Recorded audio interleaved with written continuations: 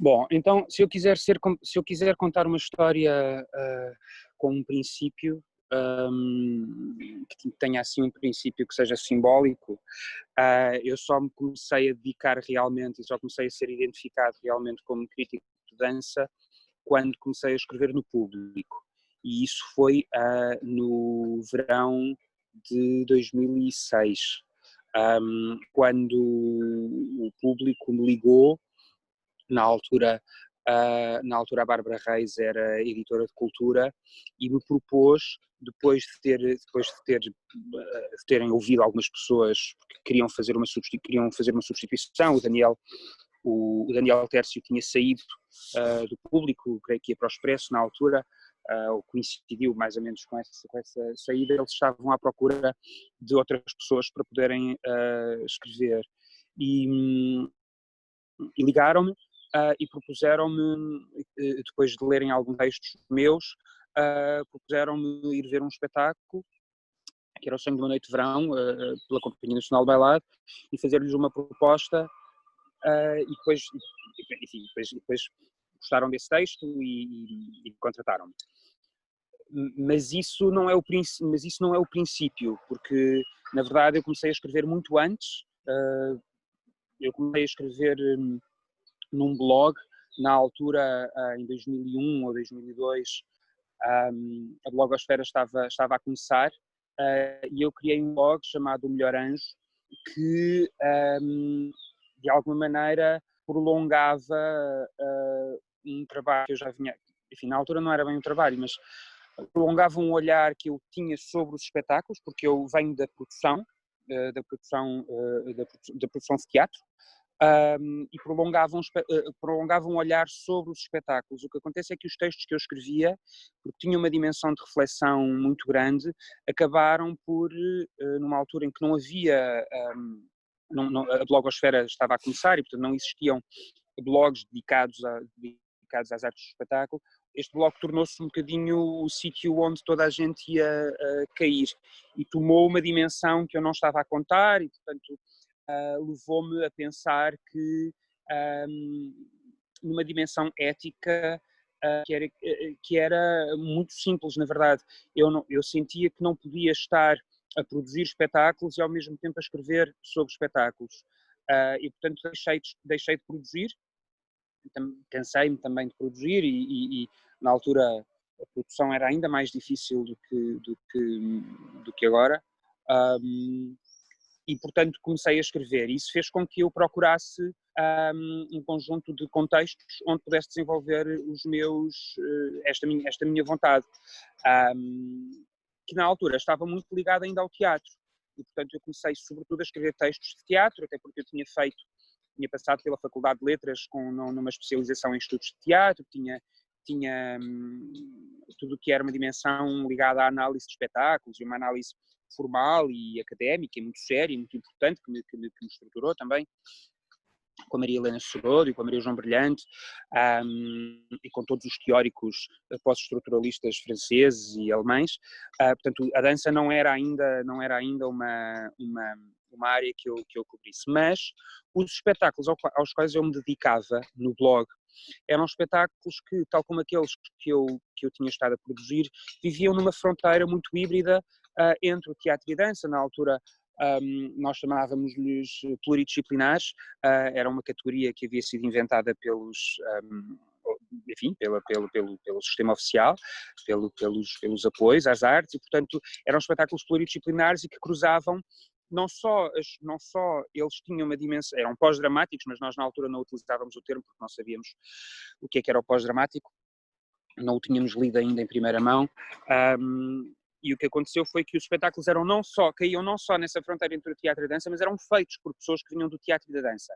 E era uma altura em que ninguém se perguntava de onde é que as pessoas vinham, porque toda a gente fazia um bocadinho de tudo, e os textos refletiam isso também. Pronto, e depois há um momento em que eu começo a escrever esses textos no blog. Esses textos têm um impacto muito grande que eu não estava a contar junto de coreógrafos e de companhias e de instituições, que me começam a pedir para utilizar alguns dos textos que eu fazia como como promoção enfim, ou para as folhas de sala, ou para as vendas dos espetáculos, ou para os dossiês de imprensa. Lembro-me e lembro-me não é lembro-me, é sei, que há assim que foi particularmente importante,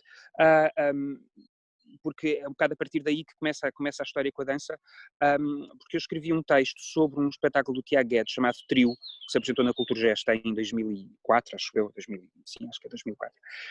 E a Real, na altura, está aqui uma mosca, desculpem, a Real, na altura, porque estas coisas, Tiago, de serem ao ar livre, não sei o que, depois têm a realidade, não é? Pronto, eu não tenho uma equipa de assistentes a tirar as moscas. E a Sofia Campos, que na altura era produtora da Real, a Real estava a promover o Tiago Guedes em França e quiseram fazer uma brochura com vários textos de vários críticos, e cada crítico deveria escrever sobre um determinado espetáculo. E eu escrevi eu havia escrito um texto sobre o Trio, e eles quiseram que eu desenvolvesse esse texto e publicar esse texto. E portanto esse texto foi assim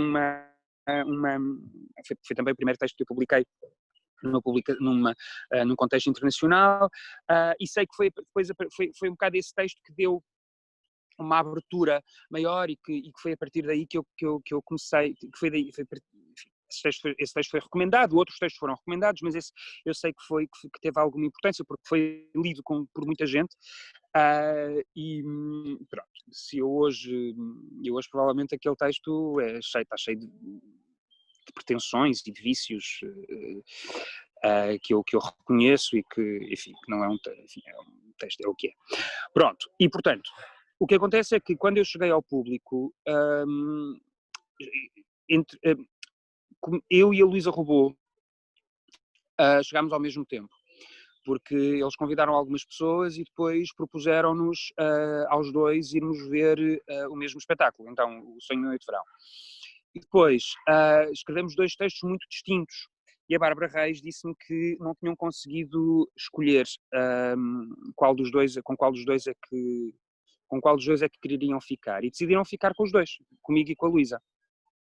Mas a Bárbara disse uma coisa, porque na altura eu vinha da academia, apesar de tudo, e disse à Bárbara que não conseguia escrever. Ela disse, o texto tem que ter 2.800 caracteres. E eu disse, mas eu não sei fazer, porque eu escrevia num blog, não havia limites de espaço, e ela disse, mas isso interessa-me pouco. Portanto, o texto tem que ter 2.800 caracteres e tem que ter três coisas. Tem que ter descrição, tem que ter contexto e tem que ter análise. E, portanto, não sei como é que vai fazer isso, mas vai fazer. Pronto, e fiz. Mal ou bem, fiz. Pronto. E isto foram coisas que eu nunca mais esqueci. Não estou a dizer que consegui sempre cumprir. Às vezes só tinha chegado à primeira parte e já tinham acabado os caracteres, mas pronto.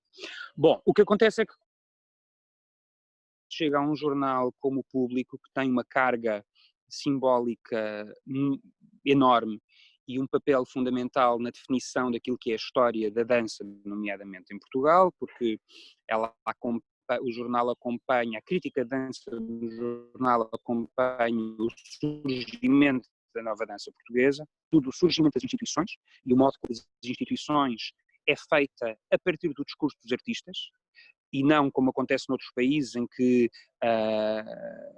uma pessoa quer chegar a um determinado, um coreógrafo quer chegar a um determinado espaço, quer apresentar-se num determinado espaço, quer encontrar-se com um público de um determinado espaço.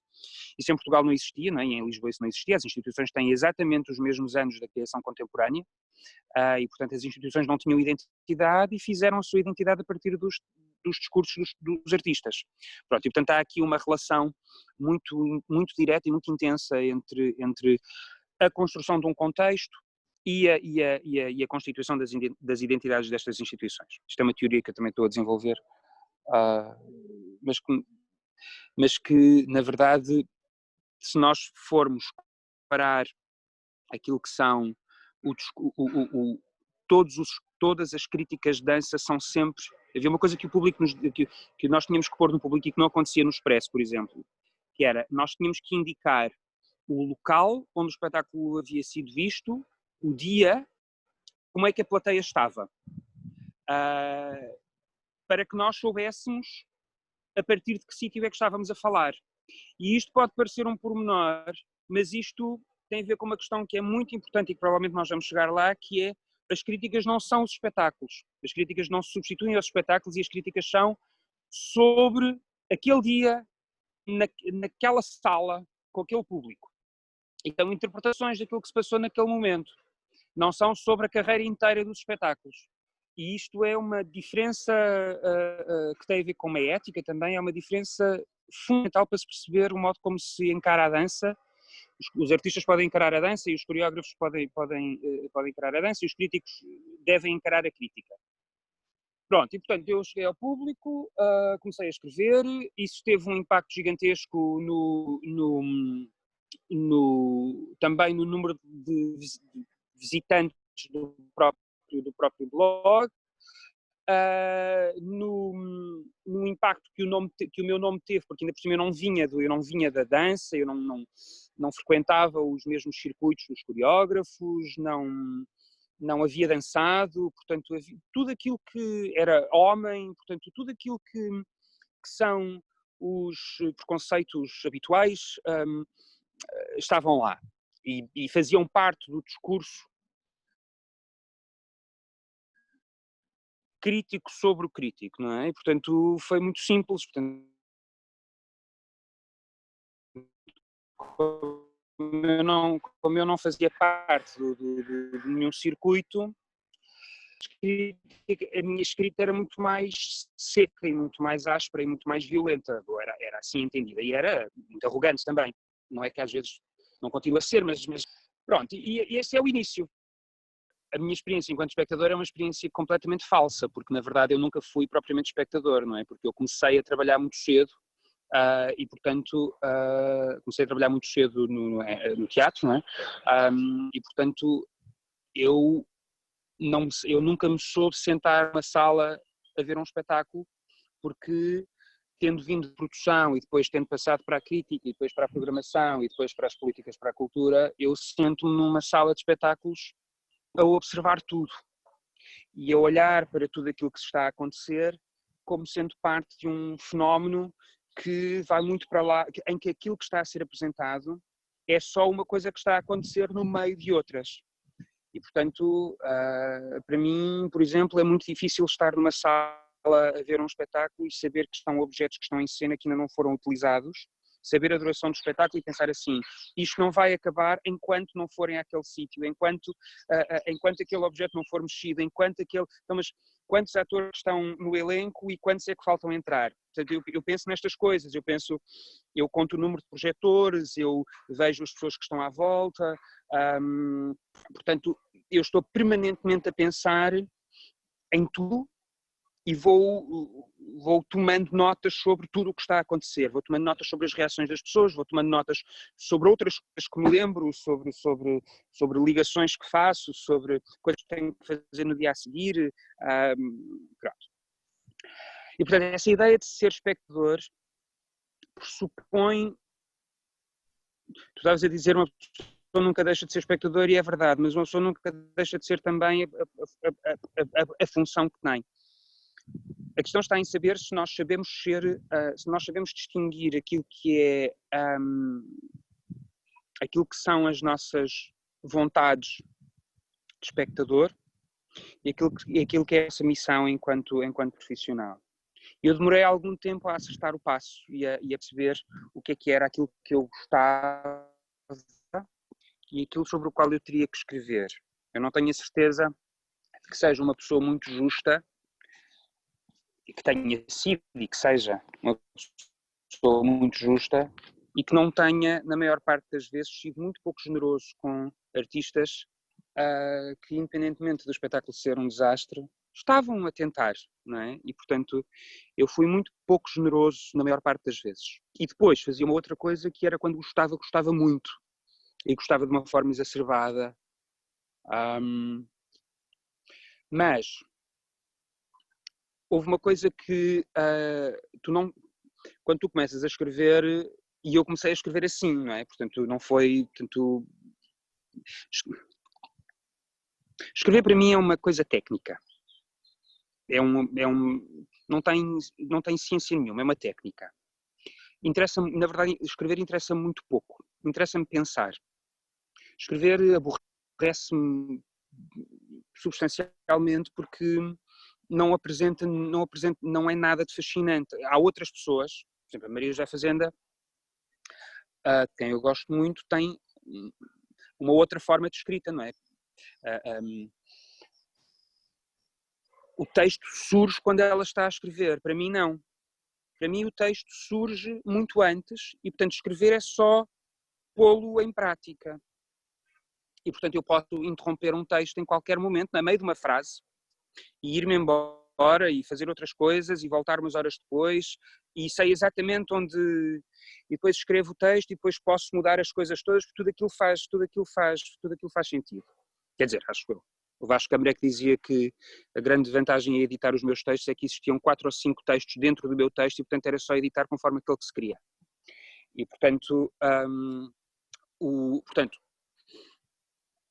aprendi com tudo que aquilo que eu queria era que a pessoa, o sítio onde eu estava no final do texto, o sítio ao qual eu chegava, era o sítio onde eu queria que as pessoas estivessem quando começassem a ler o texto.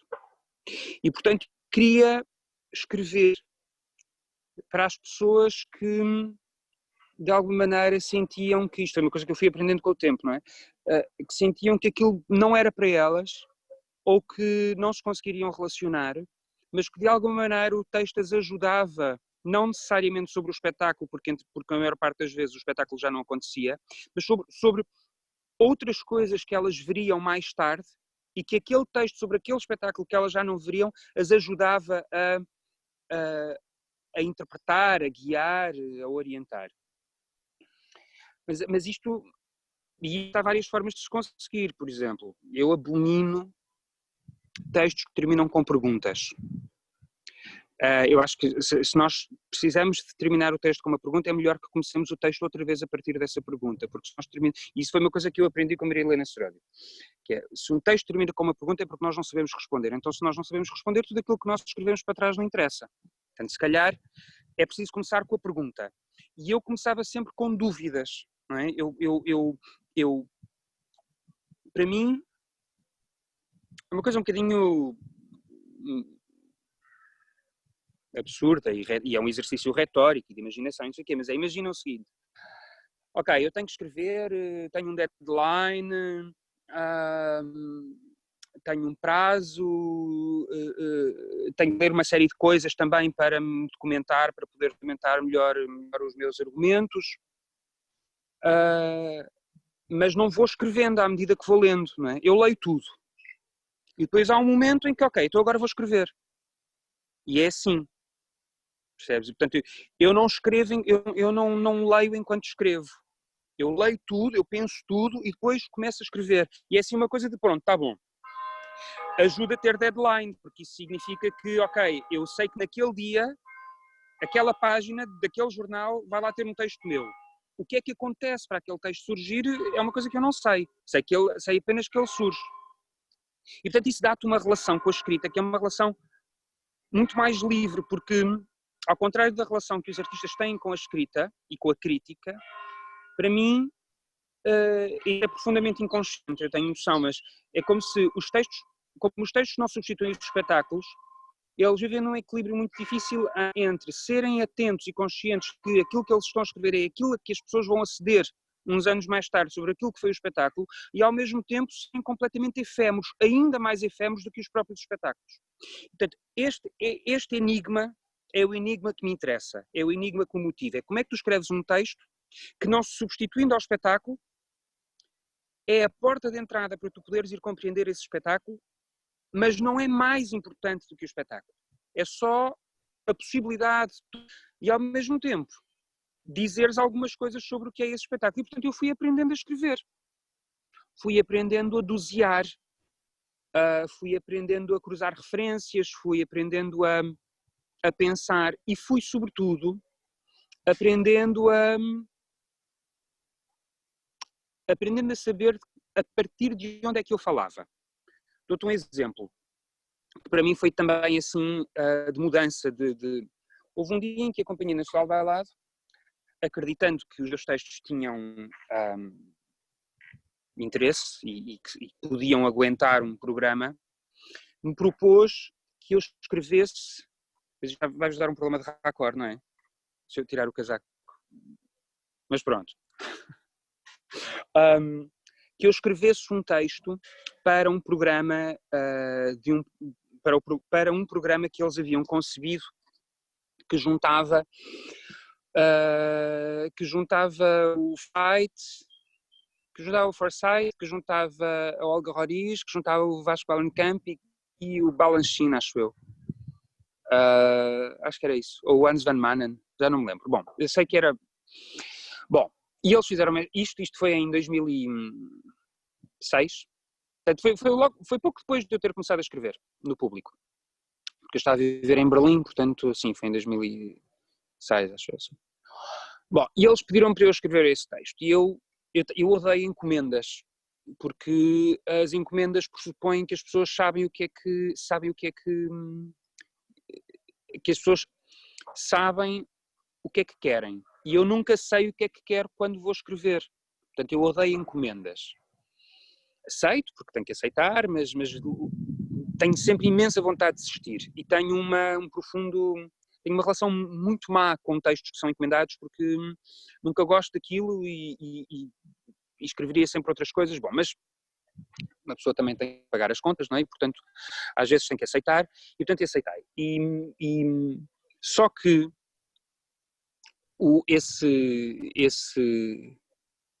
não era este programa, porque esse programa já foi um segundo. Era um outro programa que era sobre o Pássaro de Fogo.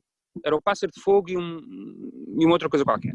Portanto, não era nada este o Forsyth. O Forsyth já foi um outro, que já me correu bastante melhor. Era uma coisa sobre o Pássaro de Fogo e um outro programa qualquer, que eu já não me lembro. Bom, o que eu sei é isto. A Companhia Social Bailado queria um texto. O texto era para o programa, portanto não era um texto crítico, e eu devia conseguir escrever sobre esses espetáculos que são clássicos. E eu andei para trás e para a frente, como é que faço, como é que não faço, não sei o quê, disse que tinha perdido o computador, disse que não conseguia escrever, disse que não tinha tempo, disse que matei vários dos meus parentes, matei-os várias vezes para não entregar textos, nunca resultou. Porque depois é essa coisa, ou seja, enquanto isto tudo eu vou lidando com os textos, não é? Pronto, e vou vendo, e vou procurando, e vou não sei o quê. Bom, então eu descobri uma coisa que me safou e que se tornou numa espécie de guia, que é, eu tenho que escrever para pessoas que também não sabem. E, portanto, como as pessoas também não sabem, e eu também não sabia, eu tenho que escrever para elas, eu tenho que lhes dizer que elas não é um problema não saberem. E que irem ver um espetáculo, para mais numa companhia de repertório que tem uma missão, que é apresentar ao público um património com o qual elas têm de se relacionar, que há uma diferença substancial entre ir ver um espetáculo e ir a um museu ver um quadro. E que ir ver um espetáculo não é ir confirmar aquilo que nós já sabemos. É olharmos para aqueles corpos que estão em palco e percebermos que aqueles corpos são nossos contemporâneos. E, portanto, se eles são nossos contemporâneos, um espetáculo, mesmo assente mesmo numa remontagem de um clássico, é um espetáculo contemporâneo. O que significa também que, ao contrário dos bailarinos e de toda a equipa que monta um espetáculo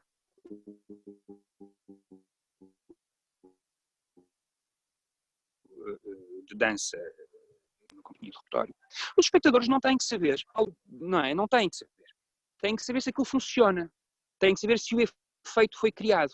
E se o efeito tiver sido criado, então o espetáculo acontece. E a última coisa que nós podemos querer é ver a técnica. Porque se nós só estivermos a ver a técnica, o espetáculo não é bom. Pronto.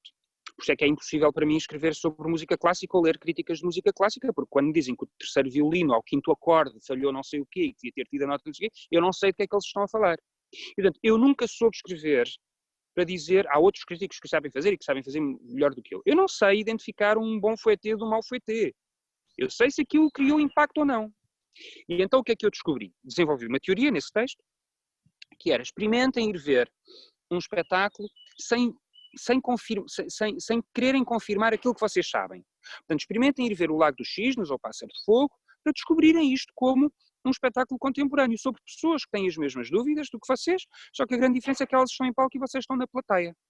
E isto mudou completamente a minha forma de escrever. A Companhia Visual do Bailado gostou muito do texto, tanto gostou muito do texto que me convidaram para outros. Eu safei-me porque aquilo pareceu uma coisa airosa, não é? Pareceu que eu tinha inventado uma grande teoria, nunca ninguém tinha escrito assim um texto tão desabrido sobre para o programa da Companhia Visual do Bailado, e isto transformou completamente o modo como eu olhava para os espetáculos e o modo como eu me relacionava com quem ia ler. E o modo como eu, para voltar à questão inicial de como é que se é espectador, o modo como eu me descobria enquanto espectador. E como é que eu descobria o prazer de ver sem me esconder atrás da necessidade de ter que escrever sobre ele. Há um outro episódio que é também fundamental por causa da questão entre ser espectador e não nos esquecermos nunca que somos espectadores. Então, eu estava em Montreal, num festival para a infância e juventude,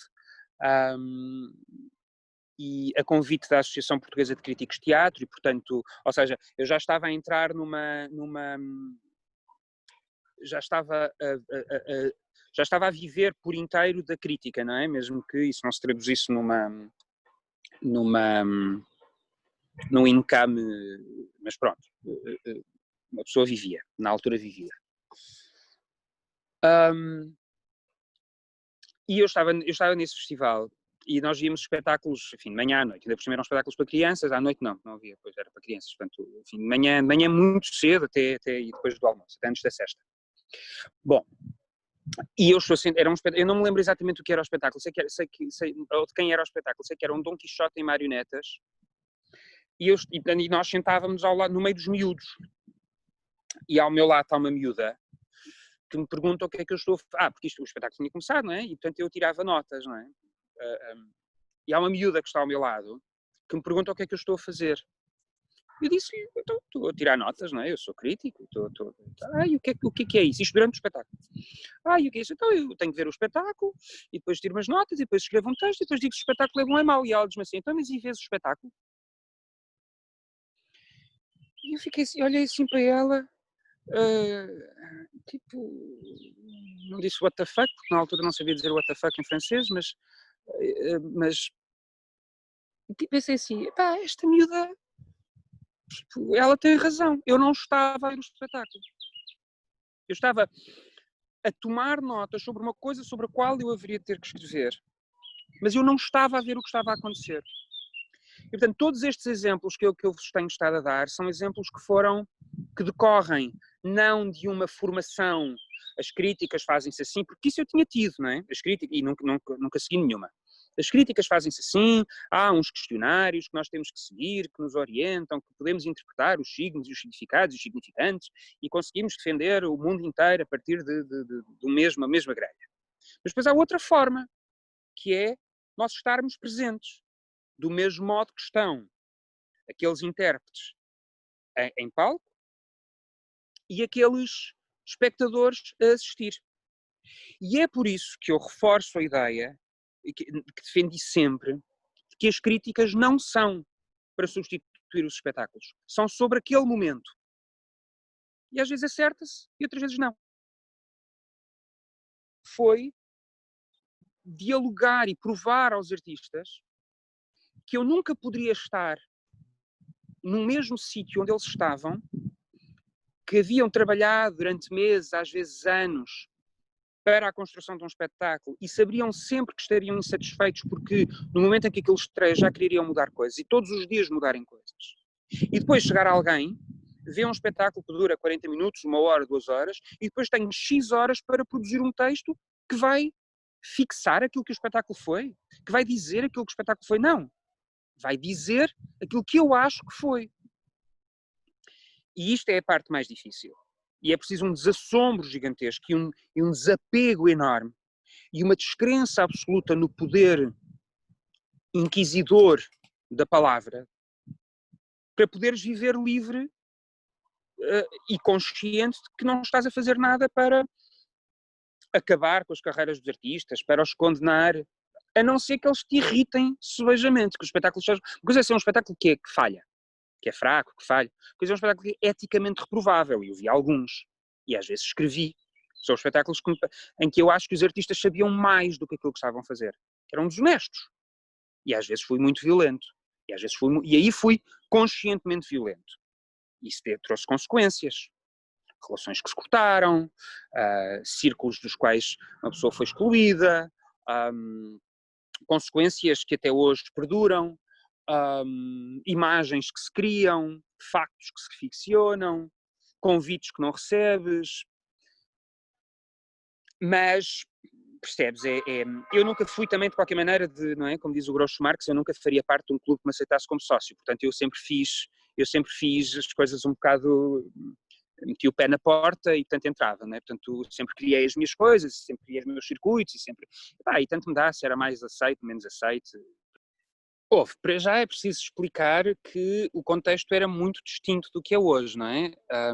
Outras pessoas mais velhas ou que tenham começado a fazer ao mesmo tempo que eu terão outras histórias para contar, mas o contexto era francamente distinto.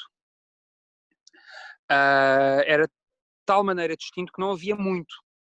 E que, portanto, nós inventámos também uma forma de escrever e de pensar e de nos relacionarmos e que na verdade é cíclica, não é? Porque quando eu comecei a escrever havia uma nova geração de criadores que estavam a surgir, que já não haviam sido aqueles que haviam criado, não foram os pioneiros da dança portuguesa, por exemplo, já são a segunda geração. E alguns deles, sim, a segunda geração mesmo que em diferentes fases, não é? Há uma distância, há uma diferença grande entre nomes como o Miguel Pereira e a Cláudia Dias, ou a Filipa Francisco e a Tânia Carvalho, que começaram mais ou menos na mesma altura, mas começaram no mesmo arco temporal, mas em momentos diferentes. Bom, e isso tem tudo a ver com o modo como tu estás a colocar a questão, que é, há questões que são geracionais. Houve artistas que eu acompanhei, sobre os quais eu escrevi, sobre os quais ainda ninguém havia escrito, e que, portanto, os textos que eu escrevi se tornaram também uma espécie de porta de entrada para estes artistas no próprio sistema. Quer dizer, podia ter sido eu, podiam ter sido outras pessoas, e certamente outras pessoas escreveram também, mas eu sei que como houve antes, com o António Pinto Ribeiro para a Nova Dança, com o André Lepecki, com a Maria José Fazenda, com o Manuel João Gomes, para utilizar exemplos do público e não só, que acompanhámos uma geração. Houve há espetáculos de artistas que eu fui a única pessoa, dos primeiros espetáculos sobre os quais eu fui a única pessoa a escrever. E que isso me levanta vários problemas, nomeadamente o facto do blog ainda existir e um dia aquilo ir tudo ao ar e os textos desaparecerem porque ainda não me dei ao trabalho de os salvar. Pronto. Sei lá, falo de artistas, sei lá, hoje o John Romão é o diretor do Boca, mas quando o John Romão começou em Almada, no Fórum Romeu Correia, os primeiros espetáculos do John Romão fui eu que os escrevi, eu escrevi sobre isso, não é? Porquê? Porque eu não tinha um editor. Há aqui uma coisa muito importante que é, uma coisa era o trabalho que eu fazia no público, e outra coisa era o trabalho que eu continuava a fazer no blog. E o trabalho que eu fazia no público tinha uma dimensão muito grande, com um impacto simbólico gigantesco. Eu vou-vos dar um exemplo, que tem a ver com a imagem e com o relacionamento com os artistas. O São Luís apresentou um ciclo dedicado à Pina Bausch em 2008. E um desses espetáculos era um espetáculo chamado Tenshi, no qual ela se foi inspirar no Japão, dizia ela, com uma cauda de uma baleia. E eu fui ver esse espetáculo, e na altura ainda tinha o blog, e o blog tinha muitos leitores, era uma coisa inacreditável, era tipo, eu não sei como é que eu fiz aquilo, ninguém sabe na verdade, porque, quer dizer, o que eu sei é que aquilo tinha uma imensa importância, era lido, era citado, era usado para tudo e mais alguma coisa. Mas era um blog. E eu nunca eu fingi sempre não saber onde é que começavam e acabavam as coisas. Fingi sempre não ver as fronteiras. E fingi sempre e construí sempre uma retórica que dizia não, mas isto é só um blog, isto é uma coisa pessoal, ou estes textos, mesmo isto que eu estou a dizer, os textos não substituem esses espetáculos, isto é uma defesa, não é? Pronto. Bom, mas de facto no blog eu praticava essa teologia, não é? Praticava isto é um espaço. Bom, mas então eu fui ver esse espetáculo da Pina Bausch, cheguei a casa e escrevi. Sobre o espetáculo da Pina Bausch, tenho apenas isto a dizer. Senhora Dona Pina, da próxima vez um bocadinho menos, por favor. Bom, e fui-me deitar. A caixa de comentários explodiu. O telemóvel estava cheio de mensagens de pessoas que achavam que eu não podia, umas que achavam que finalmente alguém dizia que aquilo tinha sido uma fraude, não sei o quê, e outras que diziam, como me disse depois o Augusto Seabra, que é uma figura de referência também para o modo como eu aprendi a escrever, o Augusto Seabra e na altura o diretor do Público, que era o José Manuel Fernandes, me dizem, você não se pode esquecer que é crítico do público. E, portanto, você quer manter o blog, mantém o blog. Mas você é crítico do público e a partir de agora há muito mais gente a ler aquilo que você escreve. Isto tinha passado há 2 anos, desde que eu já havia começado. E, portanto, estás a ver, eu vivia nesta espécie de fantasia, nesta ilha da fantasia que eu havia criado, de que aquilo que eu escrevia não tinha importância mais do que um texto que se publica. E, claro, eu tive que me retratar e tive que aprender com isso. E tive que perceber que aquilo que eu escrevia tinha um impacto gigantesco. E, portanto, a minha relação com os artistas e com os espetáculos vive também disso, vive de eu saber que a dada altura os artistas, que eu sempre achei um absurdo, mas ainda assim, quando eu ia ver os espetáculos, aquilo era complicado, porque eu tinha um eco, não é? Outros teriam também, mas enfim, que quando eu ia ver ensaios, muitas vezes o Thomas Walgrave é que dizia, o Thomas e a Carla é que diziam uma vez, bom, há um ensaio de imprensa para a imprensa e depois há um ensaio de imprensa para a TBC, porque eu ia, porque depois assistia às coisas e depois conversava com as pessoas e depois, enfim, ou seja, havia um respeito, que era um respeito que tinha que ver com saber-se que quando eu escrevia aquilo tinha um impacto. E ao mesmo tempo haver uma reação um bocadinho que era as pessoas queriam muito que às vezes que eu escrevesse, mas que depois se esqueciam, como eu me esquecia muitas vezes e como eu acho que se esquecem sempre sobre toda a gente, que uma boa crítica não é uma crítica que diz bem. Uma boa crítica é uma crítica sustentada, cujos argumentos têm que ser sustentados. Eu lembro-me uma vez que o José Capella me ligou e me disse assim, olha, eu não concordo com aquilo que tu escreveste, mas percebo exatamente os teus argumentos e, portanto, ainda bem que tu o fizeste, porque eu não quero que tu concordes comigo, não é? Eu quero que tu questiones aquilo que eu fiz. E esse tipo de diálogo é um diálogo que é muito difícil de ter, é um nível de diálogo e que tem tudo a ver com aquilo que eu estava a falar, porque é uma questão de geração. Artistas como a Tânia Carvalho, o Tiago Guedes, a Cláudia Dias, o Teatro Praga, são artistas que eu acompanhei praticamente desde o início, como a Mala Voadora, são artistas que eu acompanhei praticamente desde o início, em que os meus textos ajudaram também toda essa geração, não é? Patrícia Portela, o Tiago Rodrigues, enfim, que ajudaram também a construir uma espécie de imagem do que era esta nova geração. Portanto, eu faço parte, eles do ponto de vista da criação, eu do ponto de vista da crítica, eu faço parte de um contexto em que nós nos entreajudamos. Não é?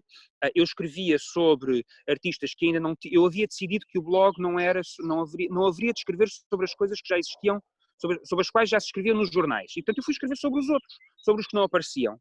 E como eu escrevia num sítio que ganhou dimensão, a seguir passei para o público, esses artistas passaram a aparecer do público também. E, portanto, isto está completamente ligado. Pronto, e portanto, o que é difícil é tu conseguires manter um olhar analítico e crítico sobre os objetos sem os confundir com aquilo que tu pensas sobre as pessoas.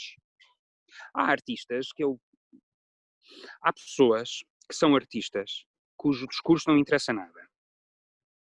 Há pessoas que são artistas que eu desprezo enquanto pessoas, não gosto delas, como elas não gostam de mim, mas cujo trabalho artístico me interessa muito. E depois há pessoas que são minhas amigas e que são artistas cujo trabalho eu não gosto e sobre as quais eu às vezes evito até ir ver os espetáculos para continuar a gostar muito delas. Porque depois, quer dizer, eu não sei disfarçar, não é? Pronto, portanto, prefiro poupar toda a gente a um comentário desagradável, porque eu sou muitas vezes muito desagradável. Pronto. E, portanto, o que acontece é que isto começa a pesar e tu começas a escolher o modo como... Começas a fazer uma coisa que é inevitável, que é começas a fazer uma espécie de autocensura. E começas a pensar assim. É claro que eu tinha margem para poder fazer isso, porque ganhei essa margem no jornal. Que é, ok, eu não vou escrever sobre este espetáculo. Como existiam outras pessoas a escrever no público também, eu, sobre este espetáculo, não quero. Ou, eu vou ver este espetáculo e depois decido se escrevo. Era de tal maneira que eu, naquilo que se chama os avant-papiers, não é? nos textos jornalísticos, que não são críticas, que saíam normalmente, na sua grande maioria, no Y, eu ia ver os ensaios e depois, era de tal maneira que eu tinha margem para poder ir ver um ensaio e só depois decidir se escrevia ou não. Este era o nível no qual eu estava. E também sabia, isso não foi uma nem duas instituições, que me diziam que quando eu escrevia sobre um espetáculo, se vendiam mais bilhetes. E isso tem a ver, e isso tem a ver com uma... Eu sabia que havia instituições que me pediam para eu escrever porque gostavam de um modo um bocadinho desabrido como eu escrevia, e que também queriam uma outra forma de olhar para os espetáculos. Nós estamos a falar de uma altura em que, muito provavelmente, hoje em dia é normal ver uma capa do Y com um espetáculo de teatro. Na altura não era. Não era. Foram lutas muito grandes para se conseguir ter capas com artistas, ou com espetáculos, ou com... Não é? Portanto, hoje é normal. Às vezes é porque não há mais nada, não há um filme, ou não há um disco, ou não há um livro, mas fazer capas com espetáculos não era evidente, porque os espetáculos aconteciam durante 2 ou 3 dias numa determinada cidade e pronto. E portanto a relação com as instituições é uma relação que depois, quando surgiu a Obscena, se transformou, porque era uma relação em que as instituições queriam muito que eu fosse escrever, gostavam muito que eu escrevesse para as folhas de sala, nem todas me convidavam porque isso tinha que ver com os artistas e se eu não tenho poder de síntese, imagino o que é fazer perguntas numa conversa pós-espetáculo, portanto também não sei fazer. Portanto, não fazia muitas conversas pós-espetáculo, mas fazia algumas, e fazia algumas com pessoas que queriam pensar, não é? Pronto. E portanto a relação com as instituições é uma relação também de por um lado,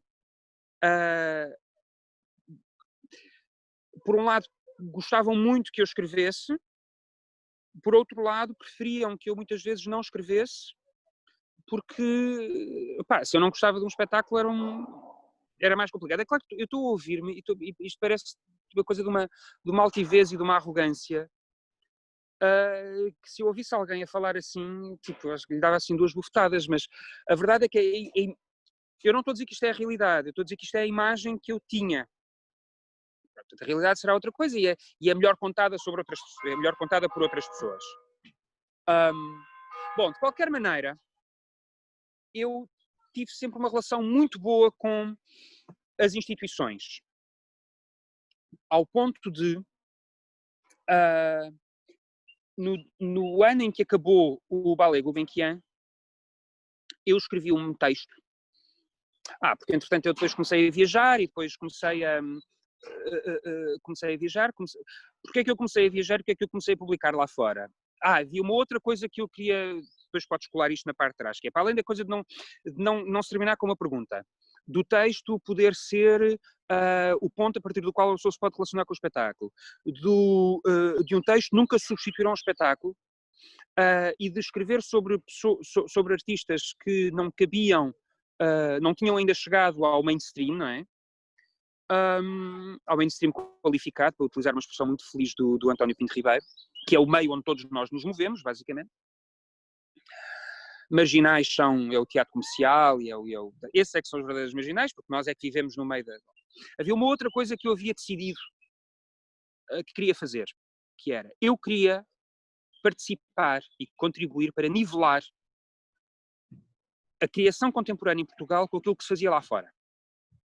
E quando eu comecei a viajar e comecei a escrever sobre aquilo que via lá fora e utilizava exemplos de cá e de lá para dizer às pessoas que programavam e que diziam que tinham ido ver um espetáculo maravilhoso não sei onde e que cá não se fazia isso, e aos próprios artistas dizer-lhes que eles não estavam sozinhos e que havia um contexto, que havia um contexto no qual nós estávamos a criar, que geograficamente estávamos efetivamente isolados, mas onde, e portanto, isso implicava que aquilo que nós víamos aqui em Portugal era muito, muito selecionado, porque era muito caro vir cá. E portanto nós tínhamos, de facto, a qualidade da nossa programação internacional é efetivamente muito boa, porque como é tão difícil vir aqui, aquilo que vem já é muito escolhido. Hoje é naturalmente mais simples, mas há 10 anos não era, ou há 15 anos não era. E mesmo hoje, mesmo assim, o nível é muito elevado, pronto. Porque, de facto, não é evidente vir até aqui. Bom, e, portanto, eu queria fazer queria criar esse nível, percebes? E dizer, aquilo que alguns coreógrafos, aquilo que alguns encenadores estão a escrever, estão a pensar, estão a fazer, é igual àquilo que outros lá fora fazem. E não é nem... Não, e às vezes não é pior. Pelo contrário. Porque nós aqui temos um circuito muito mais pequeno e, portanto, temos que ser muito mais exigentes. E isso foi uma coisa que me obrigou também a pensar como é que eu estava a escrever e para quem é que eu estava a escrever. Então, quando terminou o Ballet Gulbenkian, portanto, eu comecei a escrevia, enviava e-mails para as direções dos festivais, há bocado perguntaste-me sobre os festivais, e dizia, eu quero ir a esse festival. E tive imensa sorte de nunca ninguém em Portugal ter proposto ir ver um festival Kunsten, o Festival de Outono, o Festival de Avignon, enfim, o Spring Dance, portanto, ninguém propunha. E portanto, eu propus. Eles acharam tão bizarro, tão ou pouco bizarro, que me pagavam as viagens, uns pagavam as viagens, outros pagavam os hotéis, e portanto eu pude ver uma série de coisas assim. Claro que isto se cruza com histórias emocionais e com viagens que uma pessoa faz, histórias emocionais, no sentido que encontras alguém que está vivendo outro sítio e depois começas a escrever sobre aquele espetáculo. Pronto, a vida é o quê? Portanto, tu nunca és só espectador, não é? Pronto, é aquilo que nós estamos a dizer há bocado, tu és sempre várias coisas. E, portanto, quando acaba o Ballet Gulbenkian, eu já na altura estava a colaborar com a revista Ballet Tanz, na Alemanha. E era a primeira vez que eles tinham um crítico de Portugal. Porque lá está, nunca ninguém se tinha proposto a escrever sobre aquilo que se fazia aqui. E, portanto, tu de repente, nos circuitos internacionais, tens um silêncio gigantesco sobre os criadores portugueses, que não faziam parte das listas dos melhores do ano, que não faziam parte dos olhares dos programadores. Não é? E, portanto, aquilo que eu fazia quando encontrava depois estas pessoas era enviar VHS, enviar links, enviar DVDs, dossiês de imprensa. Portanto, fazia-se esse trabalho, não é? Que era um trabalho de mediação, pôr os artistas em contacto. E, portanto, eu estava a escrever, eu escrevi uma carta, eu escrevi um texto na Ballet Tanz sobre a importância do fim do Ballet Gulbenkian e do erro que era, o erro de percepção, que não era o erro que era, o erro de percepção, na altura a Fundação Gulbenkian fez, de considerar que existia já um contexto para a dança contemporânea que não justificava o Ballet Gulbenkian. E eu escrevi um texto sobre como me parecia que isso era um erro de percepção muito grande. E esse texto teve um impacto gigantesco, houve cartas que se escreveram para a Fundação, não sei o quê, bom. Porque saiu numa revista lá fora, não é? E o que aconteceu a seguir foi que eu fui selecionado para um prémio do British Council de liderança cultural. Eu na altura já tinha a revista, sim. Fui selecionado para um prémio e, não, estou a confundir, isso é depois. Sim, eu havia sido selecionado para um prémio, isso é que é, e para uma conferência. E de repente o calendário justificava que eu passasse quase 3 meses fora. E eu decidi apresentar um pedido de bolsa à Gulbenkian, isto é depois de eu ter escrito aquela carta, pedir um pedido de bolsa para viajar durante 3 meses, para escrever. E com um objetivo muito claro. O que é que acontece quando nós podemos escrever sobre tudo e todos os dias e o nosso olhar cansa-se ou não? E somos ou não influenciados por aquilo que estamos a ver, se nós tivermos ou não todos os elementos em nossa posse, como é que nós escrevemos sobre sobre artistas que não conhecemos, sobre contextos que não dominamos, e portanto, pedi à Gulbenkian um apoio. E a Gulbenkian respondeu, a fundação com a qual eu tenho a melhor das relações há muitos anos, respondeu-me dizendo assim: nós lemos a sua carta, lemos o seu texto e ficamos muito satisfeitos que sinta a liberdade de nos poder pedir um apoio para desenvolver o seu trabalho e que não se sinta que este texto que escreveu nos tenha melindrado, porque distinguimos isto. Eu depois tive outros apoios da Gulbenkian, anos depois, hoje ainda colaboro com a Fundação,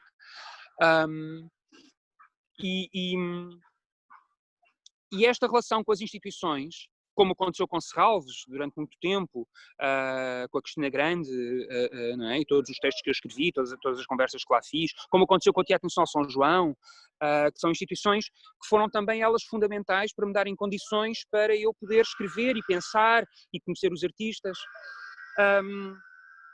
Mas esta relação com as instituições, esta relação com os artistas é uma relação profundamente solitária e é uma relação que tu nunca sabes quando é que quebra. Tu nunca sabes qual é que vai ser tu estás sempre a escrever, a pensar qual é que vai ser o próximo texto que vai acabar com esta paz. E foram vários. Existem hoje artistas que ainda não me falam por causa de textos que eu escrevi. E que se nós quisermos ser completamente justos, o texto podia não ser muito bom, mas o espetáculo também não era. Pronto, porque a ideia de que o artista acerta sempre e que, portanto, a crítica tem que acompanhar, a crítica não está lá para paparicar, está lá para perguntar. Pronto. E como eu tenho uma abordagem um bocadinho iconoclasta aos espetáculos e cruzo uma série de coisas e questiono e vou buscar e luto muito com os espetáculos. Eu lembro-me de um espetáculo que eu fui ver, a Peste, da Vera Montero, absolutamente magnífico, Até que Deus é exterminado pelo Opa, que estupidez, ainda ontem disse isto tão bem. Destruído. Até que Deus é destruído pelo extremo exercício da beleza. Pelo extremo exercício da beleza. Pronto, eu fui ver esse espetáculo a Brest no âmbito desta bolsa da Gulbenkian. Portanto, eu fui, não sei, e o que é que acontece? Este espetáculo é apresentado em Brest, e vai ao Festival de Outono em Paris. E o meu texto, porque eu estava lá no dia da estreia, o meu texto é o primeiro texto que sai sobre este espetáculo e que é utilizado depois pelo Festival de Outono como crítica. Pronto. E o que é que acontece? Eu não sabia como lidar com aquele espetáculo, não é? Que é um espetáculo de um nível de inteligência, de uma coisa tipo, que não tem explicação de quão bem feito aquilo é. Que é uma coisa tipo para lá de qualquer coisa. Bom, eu vou-te dar este exemplo e outro exemplo, provavelmente depois o tempo acaba. Pronto. Para te falar da relação com os artistas e da margem de atuação e da resposta que escreves sobre os espetáculos. Eu não sabia como lidar com este espetáculo. Voltei para Paris. Andava a pensar, já tinham passado 2 ou 3 dias e depois sentia-me culpado porque ainda não tinha escrito, não sei o quê, e depois há um dia em que eu entro no Centre Pompidou para ver uma exposição do Robert Rauschenberg, e o Robert Rauschenberg, a exposição, portanto, tinha várias coisas, entre elas os cenários que ele fez para o Cunningham, e à entrada da exposição tem uma obra do Rauschenberg que tem uma cabra no meio de um pneu. é uma obra incrível, a cabra está toda pintada, é uma cabra embalsamada, empalhada, aí ela está toda pintada, não sei o quê, e está dentro de um pneu. Eu não sei que raio de sinapse é que se criou, mas aquilo, e aliás eu acho que começa o texto assim, aquilo permitiu-me ler o espetáculo da Vera. Seres crítico é saberes que tu estás a interpretar um espetáculo sem os mesmos pontos de referência que os artistas têm. E, portanto, tens que encontrar os teus. E o texto só será bom não se ele concordar com os pontos de vista do artista, mas se ele puder sustentar os seus próprios argumentos. E se tu puderes pensar, se tu puderes mostrar que estás a pensar enquanto estás a escrever. E por isso, quando eu digo que o ponto onde eu gostava que o leitor estivesse quando começa a ler o texto é o sítio onde eu cheguei quando acabei o texto, é porque há um momento em que o teu argumento se esgota e, portanto, tu tens que desenvolver os teus argumentos até voltares a ter perguntas. E, portanto, como ficaste sem respostas, o teu texto acabou ali e partes para outra coisa. O segundo exemplo é um espetáculo do Bill T. Jones, que vai ao CCB, que é um espetáculo chamado Still Here, e em que ele, obviamente, responde a um texto crítico da Arlene Croce, em que ela lhe diz que não queria ser violentada. Um espetáculo que ele faz nos anos 90, em que ela não quer ser violentada com o facto de ele ser negro e homossexual e ter HIV e, portanto, ela não quer ser emocionalmente manipulada por um coreógrafo, porque quando vai ver um espetáculo não quer ser usada. E esse texto é um exemplo daquilo que não deves fazer. Portanto, é assim uma espécie de manual para não fazer. E é muito claro. Portanto, tu lês aquilo, se percebeste. E eu ali nunca cheguei. Já disse, escrevi vários textos em que dizia que os coreógrafos sabiam melhor do que aquilo que estavam a apresentar. Alguns coreógrafos, who I shall not name, não gostaram propriamente que eu lhes tivesse dito em texto que, pronto, e trataram de fazer valer o seu exercício de domínio para sabotar várias coisas. Mas, bom, este espetáculo do Bill T. Jones era uma resposta a essa ideia de que, afinal, ele ainda ali estava. Acontece que esse espetáculo, que era um espetáculo absolutamente magnífico, mas sobre contextos que tu não tens, nomeadamente porque fala de toda a herança nativo-americana e das influências que isso, as influências subterrâneas que isso tem, nomeadamente nos corpos contemporâneos, e, portanto, não podes, é uma coisa que eu aprendi também, lá está, na academia, não é? Que é, tu não podes escrever sobre aquilo que não sabes, e não podes ir... Porque é que eu quis sempre nivelar os artistas portugueses com os artistas estrangeiros? Porque eu não posso partir do princípio que sei em que contexto é que aqueles artistas estrangeiros estão a trabalhar. Eu sei a partir de que... posso imaginar a partir de que contexto é que os artistas portugueses estão a trabalhar. Mas não posso ir para um determinado país, ver determinadas obras, ver artistas de outros países que nem sequer são do país onde eu estarei e achar que estou a compreender tudo. E, portanto, aprendi isso com o Anstey Sleman, que dizia que, ao contrário daquilo que o Jorge Banho diz, que tu podes ir para o Japão e vês 2 espetáculos do Japão e podes escrever um livro sobre o teatro japonês, não podes, não é? Pronto, não podes. Portanto, tu podes escrever sobre assim, uma espécie de escrita dietética, não é? As dietas é aquilo que tu podes comer num raio de 100 km, não é? Portanto, tu escreves sobre aquilo que está à tua volta. Pronto, e portanto, eu não podia escrever sobre a influência dos nativo-americanos na dança contemporânea norte-americana e produzir, sei lá se o Bill T. Jones estava a fazer certo ou errado, não sei o quê. Mas estava a ler um livro, na altura, que se chamava A Vertigem Americana, porque isso depois é outra coisa que tem a ver com a formação do crítico, tu não me perguntaste, mas quer dizer, eu não fiz nenhuma formação para ser crítico, nem li História da Dança. História da Dança estou a ler agora. Ao fazer o doutoramento e a perceber que provavelmente se eu soubesse aquilo que sei agora nunca teria sido crítico, porque estou a rever algumas das coisas que escrevi e, enfim, tenho imensa sorte de nunca ter sido apanhado numa esquina, de facto. Mas eu estava a ler um livro do Bernard-Henri Lévy que se chamava A Vertigem Americana, que era um relato de uma viagem que ele fazia seguindo o mesmo percurso do Tocqueville, que é o autor que escreveu a Democracia na América, do qual mais tarde o Castellucci se veio a inspirar para fazer o espetáculo precisamente chamado Democracia na América. Bom, e isso é uma viagem pelos Estados Unidos no ano de 2004, ou seja, entre o furacão Katrina e a reeleição do George W. Bush.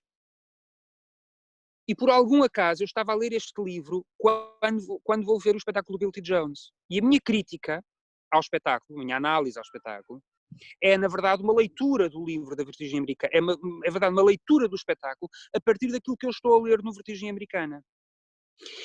E isto para dizer que, enquanto crítico, não te esquecendo que és espectador, construires o teu próprio olhar depende também do interesse que tu tens pelas obras e por aquilo que elas te suscitam.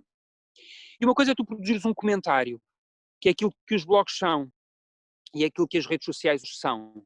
Mas escreveres um texto num jornal como o Público que Fica, para tu poderes argumentar que o espetáculo de alguma maneira falha no cumprimento dos objetivos a que se propôs, tens que encontrar argumentos que te pareçam sólidos e tens que encontrar argumentos que tu possas, que sejam válidos e que tu possas justificar e encontrar as relações, por mais absurdas que elas possam parecer, elas serem coerentes para o teu argumento.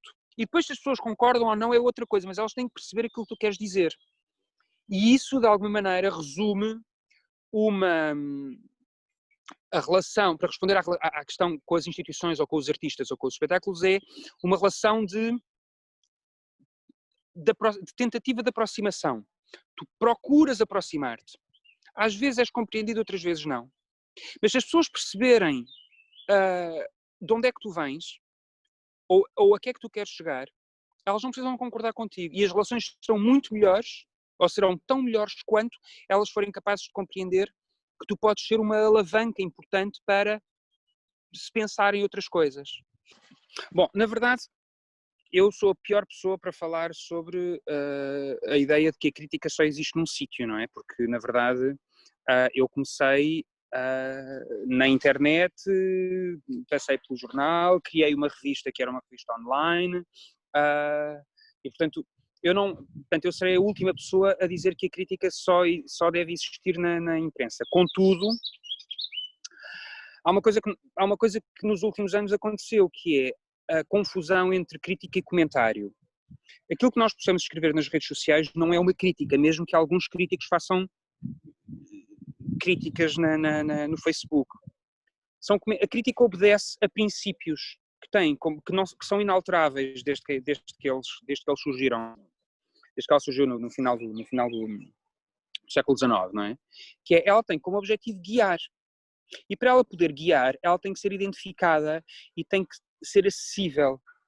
Quando ela existe em circuitos fechados, ainda mais fechados, porque não podem ser guardados, como acontece agora com as redes sociais. Não é? Uma coisa é, mas a imprensa no século XIX e no século XX, existia também em circuitos fechados, mas ela existe em algum sítio. Ela existe, ela está documentada, ela está guardada, ela pode ser tratada, ela tomou diferentes formas, mas ela nunca deixou de poder ser repertoriada, se quisermos. Não é? E há uma linhagem da qual todos nós vimos, não é? Assim, que vem da literatura, e vem da história da arte, e que depois as artes formativas, obviamente, que adquiriram uma outra função mais tarde, e que vem da música, ou seja, e depois quando aparece o cinema, ou seja, a crítica tem que ser encontrada, caso contrário ela não existe. E a crítica é distinta de um comentário. Eu sei muito bem que quando eu comecei no início a dizer que eu só considero que comecei efetivamente quando o público me chama, é porque há uma espécie de validação pela qual tu tens que passar, que caso contrário qualquer pessoa pode escrever. Tens é que ser reconhecido pelos pares, e é aí que vem a questão da ética. Eu deixei de escrever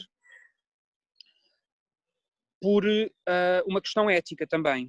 Se havia começado com uma questão ética, que era não posso continuar a escrever produzindo, eu não podia escrever se aquilo sobre o qual eu estava a escrever era exclusivo. Ou seja, eu estava a escrever sobre coisas às quais as pessoas não tinham acesso. E não é não terem acesso, porque as pessoas nunca têm acesso a tudo. Uma pessoa que mora em Bragança pode ler uma crítica a um espetáculo que acontece em Lisboa, que nunca mais se irá apresentar, mas eu tenho que escrever para essa pessoa em Bragança sentir que, olha, aquilo que tu podes estar a pensar, ou aquilo que tu podes ir ver aí, mesmo que não seja isto pode ajudar-te a ler o que tu estás a ver aí. Outra coisa completamente diferente é as pessoas não poderem ir. As pessoas não poderem ir por questões... Portanto, as pessoas não podem ir por questões geográficas, ou porque não lhes apetece, que é uma coisa também muito importante. Nós também somos espectadores daquilo que não vemos. Até somos mais espectadores daquilo que não vemos do que aquilo que vemos. E isto faz-me lembrar uma outra coisa que se calhar também é importante precisar, mas que já lá vou, que é... Portanto, eu deixei de escrever também porque aquilo sobre o qual eu estava a escrever foi numa altura em que a crise começou. E se eu tivesse que pagar pelo livro sobre o qual eu queria escrever, ou os espetáculos que eu queria ver, e eu via espetáculos todos os dias, não podia, porque não tinha dinheiro para isso. E, portanto, eu comecei a sentir mal por estar a escrever sobre coisas que às quais eu próprio não podia aceder, porque não teria dinheiro para as pagar. E, portanto, como é que eu podia estar a escrever sobre qualquer coisa que tem absolutamente que ver este espetáculo, tem absolutamente que ver este livro, se não for aqui não vai perceber não sei o quê. Era eticamente reprovável. É claro que tenho amigos que dizem que eu sou um purista luterano e que isto é absolutamente radical. Mas escrever implica um diálogo. E quando do outro lado a outra pessoa não pode responder, então tu não estás a produzir um diálogo. Tu estás a escrever para ti, eventualmente para as pessoas sobre as quais, eventualmente para as pessoas que produziram aqueles objetos, mas não estás a dialogar com mais ninguém. E ter tido a possibilidade, uma coisa é teres um blog com muito público, outra coisa é escreveres num jornal com o público e que tu sabes que tem um eco e que na altura ainda por cima só o Expresso é que publicava, e o Expresso era uma vez por semana, e nós era todos os dias, e portanto não existiam mais jornais a fazer. E portanto teres noção de que aquilo que tu estás a escrever tem uma importância fundamental para dizer às pessoas que elas precisam de aceder àqueles objetos se quiserem pensar, mas depois elas não puderem, tornou-se um conflito gigantesco. E porque do ponto de vista prático, em 2011 era muito mais difícil, curiosamente, do que foi em 2001, em 2002, em 2003. Não é? Porque de facto as condições financeiras eram outras. A crise profunda, uma coisa é tu não teres. Portanto, não teres, não tens, não pensas nisso, vais fazendo. Outra coisa é não poderes ter. Foi isso que aconteceu. Não é? Pronto, e portanto foram um ano e tal de desgaste, e eu, entretanto, também por causa da relação com as instituições, fui convidado pelo Teatro de La Ville para ser consultor para o programa que eles estavam a desenvolver dedicado a Portugal, e arrisquei, enfim, fui para Paris e trabalhei com eles e pronto. E portanto descobri como é que tu podes fazer programação e curadoria da mesma maneira que tu podes fazer crítica, que é ires falar com as pessoas, ires conhecer, ires pensar, ires dizer, atenção, isto se calhar não, isto se calhar sim, não estás a dar toda a atenção que aquele segmento precisa. Pronto, portanto, ires pensar, continuares a pensar. E se eu falo de ética, falo também da necessidade de tu teres que, ao explicares ao que vens, teres que também dizer porque é que estás a escrever desta maneira ou estás a pensar desta maneira. Tu não podes escrever, não podes ser amargo. Uma coisa é seres duro e bruto e cínico até. Outra coisa é seres amargo e achares que está tudo mal. Ou então seres deslumbrado. E nós temos os dois casos na história da crítica em Portugal. Pessoas que são muito deslumbradas e pessoas que são muito amargas. Algumas até são minhas amigas e, portanto, enfim. Ou, enfim, não interessa. Já não me lembro quem é que... Já não me lembro em que contexto é que esta conversa aconteceu? Eventualmente foi também em Montreal, que pelo visto foi assim uma espécie de semana usualmente epifânica. Quase como se tu não podes passar o tempo a dizer do que é que não gostas ou o que é que está mal.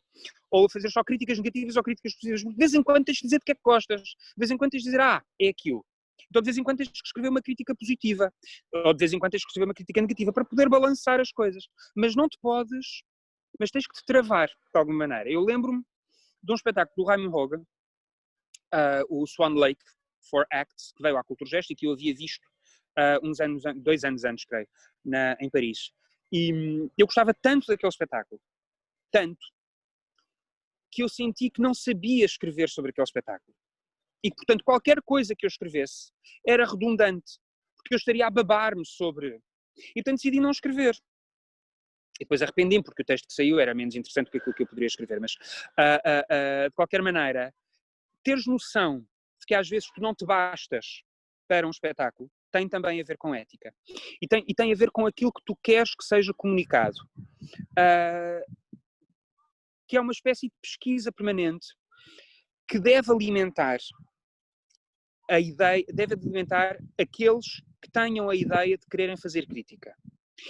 E que têm que encontrar mecanismos para ela poder ser validada, para ela poder ser aceita.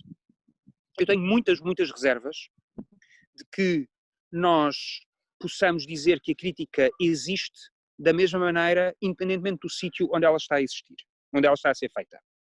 Uma coisa são as revistas académicas, científicas, especializadas, que têm uma importância, essas sim, de fixar a história, e portanto os textos têm que ser de uma imensa generosidade para com os espetáculos, porque são eles que efetivamente vão guardar a memória dos espetáculos, e portanto não há lugar a comentários ligeiros. Outra coisa é a crítica em jornal, que é no dia a seguir à outra, percebes? No dia a seguir acabou, percebes? Não é importante. Ou pode haver outra pessoa a escrever, percebes? E podes rever. E várias vezes eu fiz isso.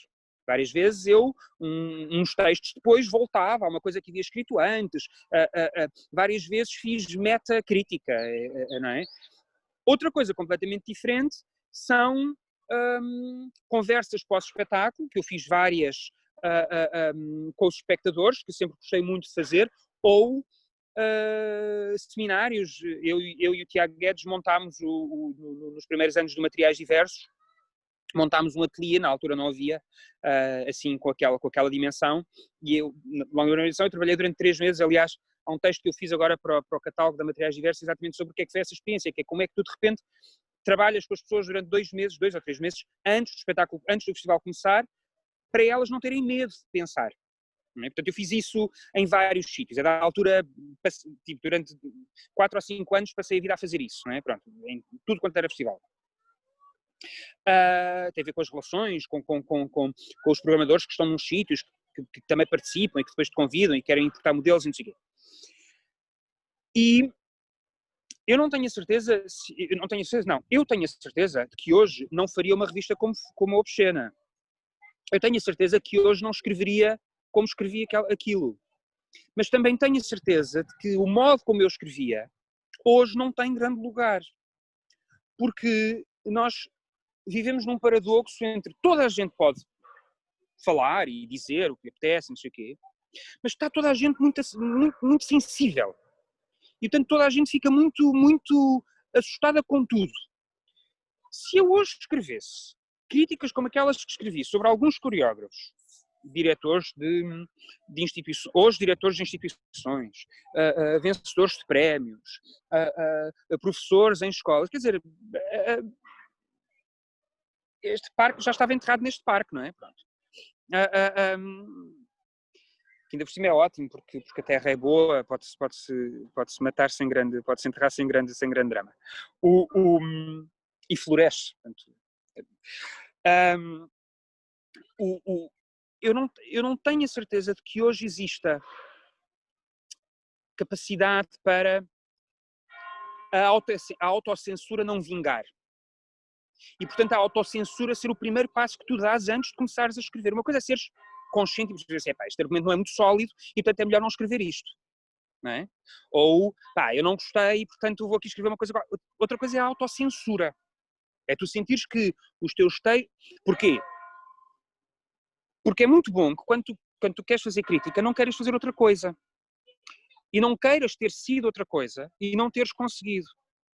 Eu, quando fazia crítica, não era professor, não criava, não queria escrever livros, não queria programar. Eu escrevia. E isso dá-te uma imensa liberdade. E dá-te a possibilidade de pensar e de falhares. E, sobretudo, não teres uma relação sacrossanta com os textos. Quantas vezes não me aconteceu eu estar a ler um texto e a pensar, mas quem é que escreveu isto? E depois, de repente, a perceber-me que havia sido eu a escrever. Porque a relação com os textos tem que ser uma relação completamente descartável, percebes? Tu não podes ter uma relação... porquê? Porque um texto tem que ser permanentemente reescrito, tem que se contradizer no próximo texto, percebes? Porque eu estou a pensar. E a autocensura, que é aquilo que eu acho que hoje nós vivemos, paradoxalmente, numa altura em que toda a gente pode fazer comentários sobre tudo, mais do que a ausência de espaço na imprensa, mais do que a ausência de condições, porque repara, eu não precisei da imprensa para começar, não é? Eu não precisei que ninguém me dissesse, olha, queres escrever? Eu montei os mecanismos, convidei outras pessoas, fiz, mudei de registro e quando não é? Portanto, tu não podes fazer crítica e se calhar mais do que qual é que é o futuro da crítica, é mais tu não podes fazer crítica se quiseres ser outra coisa. Tu não podes fazer crítica se quiseres, se ambicionares chegar a outro sítio. Se não quiseres dizer aquilo que estás a dizer, se não quiseres pensar o tempo em que estás a viver e se quiseres mandar recados. Não mandas recados.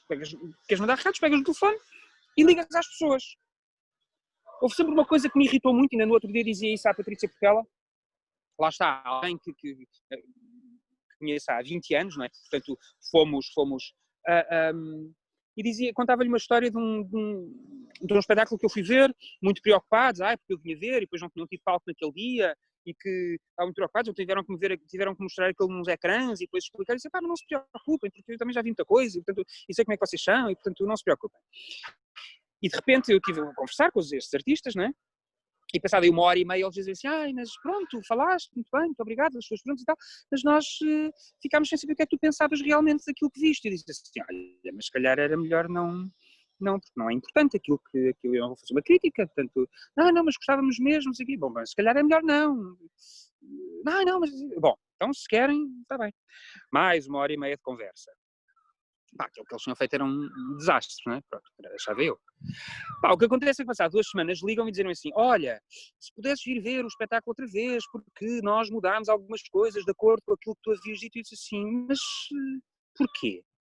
Eu não sou o vosso, não era vosso dramaturgista, não é? Não é suposto vocês mudarem as coisas porque alguém vos disse que podia não funcionar. O que eu quero é que vocês defendam o espetáculo e que eu possa defender até um espetáculo falhado. Não há nada mais bonito do que um espetáculo que falha, mas do que o artista percebe que aquilo não funcionou. Mas que tu percebes que ele pôs ali tudo. Eu tenho imenso prazer em defender espetáculos que não funcionam. Que é diferente de um espetáculo mau, como eu havia explicado. Os espetáculos que não funcionam são espetáculos muitíssimo honestos, porque te permitem, ou espetáculos que não encontraram ainda ao seu tempo, não é? Que são espetáculos que te permitem, que te colocam um desafio. E, portanto, o futuro da crítica, onde quer que ela aconteça, tem que saber distinguir de um comentário. A pessoa tem que conseguir distinguir de qualquer outra profissão que queira ter e tem que saber que aquilo que ela está a dizer não é assim tão importante, não porque não seja importante que ela o diga, mas porque ela tem o direito a falhar também. E, portanto, seres livre, que é uma coisa que eu acho que nós estamos a viver cada vez menos, porque este exercício consciente de autocensura mata qualquer possibilidade de tu poderes participar na construção de um contexto e no alargamento de um sistema que é o único papel que a crítica pode ter, que é participar na identificação sinais, chamar a atenção de um conjunto de sinais, de acontecimentos, de pistas, pô-las em relação e dizer, olhem, eu vi aquilo e também vi aquilo e vamos testar e vamos ver, não sei o quê. E eu encontrei isso depois na programação, que é muito mais difícil de fazer, porque implica que os artistas não olhem para ti como alguém que pode mudar-lhes a vida, mas sobretudo encontrei isso também na passagem pelo gabinete, nas políticas culturais, que é como é que tu ajudas a que o contexto, mais do que o setor, como é que tu ajudas a que o contexto seja livre, e seja livre de autocensuras, e que as pessoas não tenham esta voragem, não tenham esta voracidade, não é voragem, não tenham esta voracidade de quererem que qualquer coisa seja logo aquilo. E de alguma maneira, isto ser a possibilidade, a crítica ou é um espaço de imensa liberdade, ou não é.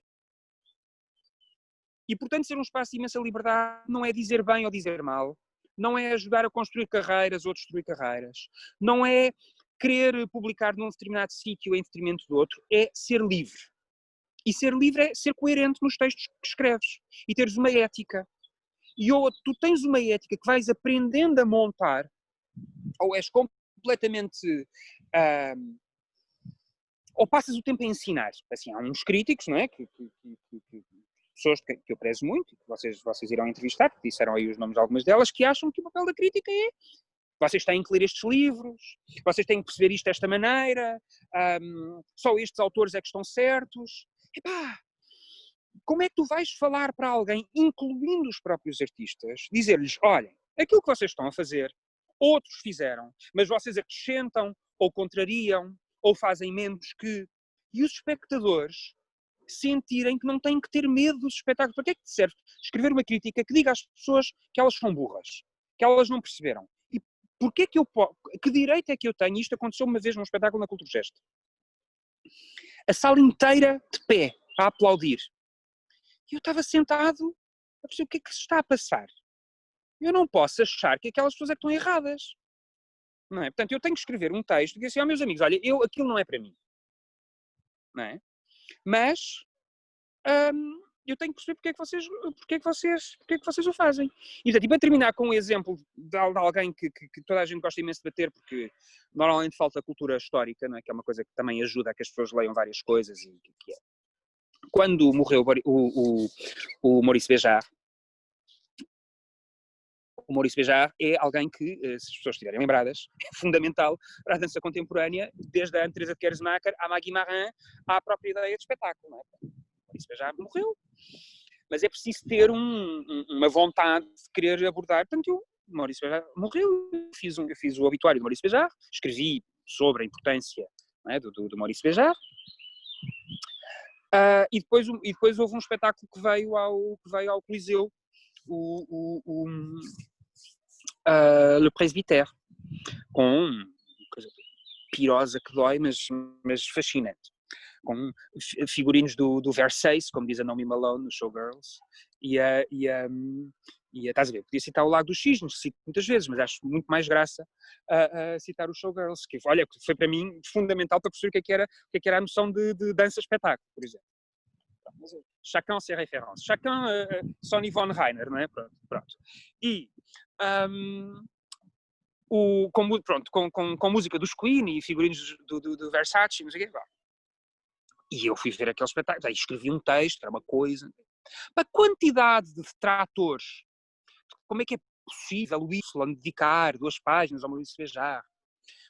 E de facto aquele espetáculo é uma coisa notável, sob todo ponto de vista.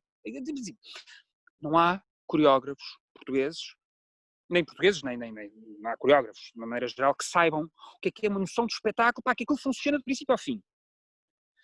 Mas depois há uma outra coisa, que é, tu vais ver aquele espetáculo, e as pessoas que foram ver aquele espetáculo, eu também não tenho a certeza se conseguem perceber as várias cambiantes que ali estão. E, portanto, é fascinante, porque eu fiquei num lugar entre, ok, eu estou a fazer um texto que é um texto completamente provocador, nas páginas do Y, sobre a importância de Maurice Béjart, sobre um espetáculo que toda a gente considera hiperpiroso e que se apresenta fora dos circuitos, não foi à Cultura Deste, não foi à Gulbenkian, não foi, não é? Vai ao Coliseu dos Recreios, que é assim, tipo, espetáculo do povo, não é?